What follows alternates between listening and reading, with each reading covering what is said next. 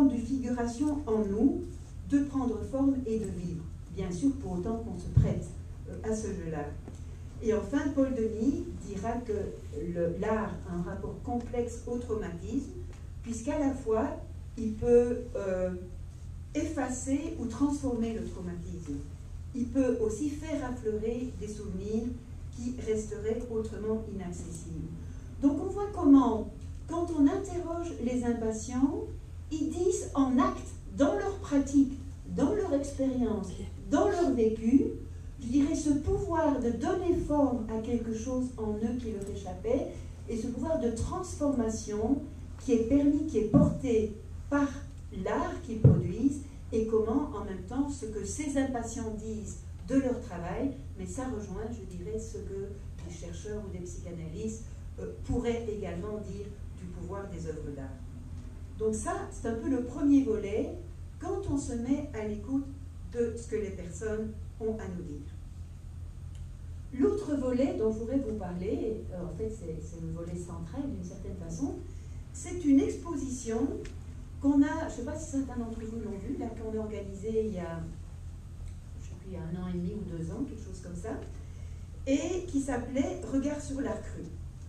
Et là, il y avait un dispositif particulier. Hein. Ce qu'on voulait faire, et ça je sais que les impatients le font d'autres fois aussi, c'est de mélanger des œuvres d'impatients et des œuvres d'artistes reconnus ou d'artistes marginaux. Mais le point particulier, c'est qu'on mélangeait ces œuvres sans dire qui était impatient et qui était artiste, et en plus, pour accentuer l'effet de dialogue entre ces œuvres, on les regroupait par grappes. Hein, donc, je dirais, au lieu d'avoir toutes les œuvres comme ça, étalées l'une à la suite de l'autre, on les mettait par grappes de 2, 3, 4, je dirais, ensembles d'œuvres, dans lesquels on mélangeait impatients et artistes, ce qui favorisait, je dirais, le dialogue, en principe, entre les œuvres. Et nous, on se disait, si on arrive à faciliter le dialogue entre les œuvres d'artistes et les œuvres d'impatients, on peut peut-être aussi faciliter le dialogue entre les œuvres et nous qui regardons. Ça, c'était un peu, je dirais, l'espoir ou l'objectif de l'exposition. D'où déstabiliser les catégories. Hein, on ne s'intéresse plus sur qui est artiste, qui est impatient. Créer un espace de communication entre les œuvres et entre les œuvres et nous. Et enfin, soutenir une démarche de réflexion de la part des personnes qui venaient voir l'exposition, une réflexion sur l'art et la créativité. C'est quoi finalement l'art? C'est quoi créer quand on voit tous ces œuvres mélangées? Une réflexion sur la santé mentale et aussi, on l'espère, une ouverture à la profondeur de l'humain en chacun de nous. Alors, l'autre point original, je dirais, de la chose, si on peut dire comme ça, c'est qu'on a greffé à cette exposition une petite recherche exploratoire, là, où certains d'entre nous étaient dans l'exposition et interrogeaient les gens qui se trouvaient là. Alors, on leur demandait, comme ça, sur le cru, hein, si on peut dire, ce qu'ils pensaient du projet, est-ce que ça avait transformé ce qu'ils pensaient de l'art, de la santé mentale, la comparaison entre artistes et impatients, également, est-ce qu'il y a des grappes qui les attirent, des grappes qui n'aiment pas du tout et pourquoi. Donc on essayait de faire parler les personnes, je dirais, de leur expérience en venant parler de cette exposition. Et on était surtout, je dirais, intéressés à l'impact du dispositif, hein, de ce regroupement des œuvres en grappes, et de voir un petit peu comment les personnes réagissaient globalement à ce projet.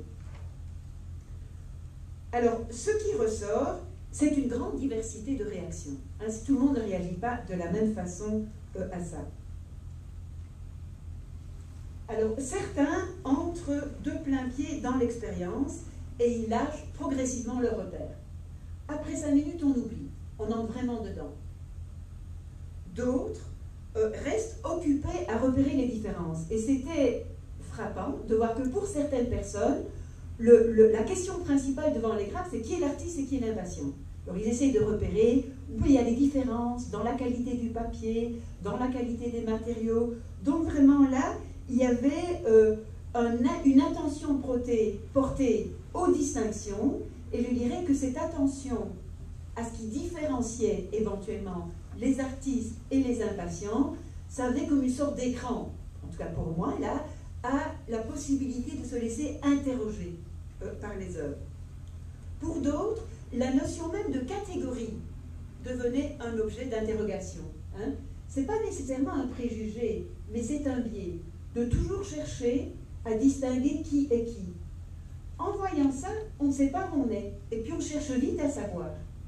Certaines distinctions semblent d'abord évidentes, puis on se met à douter, parce que certains artistes contemporains cherchent aussi à avoir un style très naïf. Un autre dira, ce que j'ai retenu, c'est que finalement, nous-mêmes, on est perdus si on ne sait pas reconnaître qui est un fou, entre guillemets.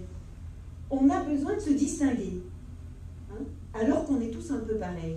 Donc on voit tout le travail, je dirais, de réflexion qui commence à se mettre en branle autour de cette question, je dirais, des catégories, je dirais, qui est mise au centre de l'exposition, alors que d'autres diront tout simplement, moi je ne vois pas de différence, ça ne m'intéresse pas.